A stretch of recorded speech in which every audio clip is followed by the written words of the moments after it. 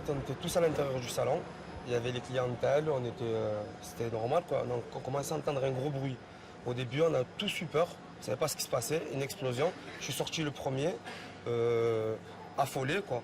Je me suis mis devant et c'est là où je vois la mère avec le petit par le balcon et le feu qui était derrière énorme. Et la première chose qui venait à l'esprit, c'est d'essayer de sauver cette dame et de faire le maximum.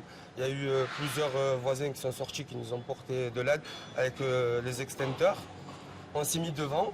Dès que la femme elle voulait jeter le petit, on criait qu'il ne fallait pas le jeter, puisqu'on n'était que 2 ou 3, qu'il n'y avait pas assez de monde. On commençait à appeler du monde. Et c'est là que tous les commerçants nous ont rejoints. On s'est tous mis en cercle et on a essayé d'attraper le petit.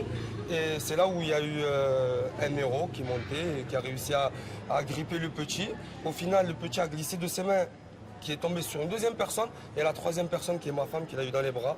Et elle a traversé vite la route, elle est rentrée au centre de coiffure. On l'a mis de l'eau, le petit bébé, et il allait bien. Dès qu'on a vu que le petit nourrisson allait bien, on était déjà rassurés. Il y avait d'autres personnes qui étaient là, qui essayaient de sauver encore les 2 autres petits. Et il y avait un grand qui avait presque 11 ans. Donc on a mis un camion devant, et on a sorti l'échelle, on a mis l'échelle sur le camion, et là on a pu sauver la maman et le deuxième enfant, le plus grand, quoi, le plus âgé. Mais c'était un moment fort en émotion, et je m'en remets pas jusqu'à aujourd'hui, quoi. Je suis vraiment... Hier, j'ai pas réussi à dormir, parce qu'en fait, on a tous eu cette émotion de voir le petit tomber, quoi, et se faire mal. Vous avez Donc, conscience d'avoir sauvé des vies à vous tous? Aujourd'hui, non, pas encore, parce que c'est peut-être l'état de choc et tout ça. Hier, depuis ce qui s'est passé, en fait, on a fermé le salon. Et jusqu'à aujourd'hui, on parle des fois avec ma femme, on dit, mais on ne sait même pas ce qui s'est passé. C'est tellement rapide qu'on ne se rend pas compte. Et même jusqu'à aujourd'hui, je ne m'en rends pas compte du tout. Parce que le feu, en fait, il a pris où, on sait? En fait, j'ai entendu des gens dire qu'il est parti du bloc, d'en bas, quoi, et qu'il a fini en haut. Mais c'était énorme quand elle avait l'enfant dans les mains, il y avait le feu qui était derrière elle.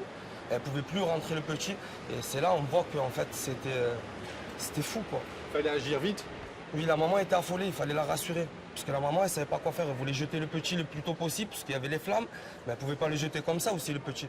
Donc on a essayé de la rassurer au début, de lui dire non, de ne pas le jeter aussi rapidement, d'attendre un minimum. Et c'est là où il y a eu d'autres personnes qui sont venues nous porter rescousse. Mais c'était un moment fort. C'était un moment fort et c'est là où on voit que tous soudés, on a réussi à faire quelque chose de bien. Et ça fait plaisir. C'est ce qui fait plaisir aujourd'hui.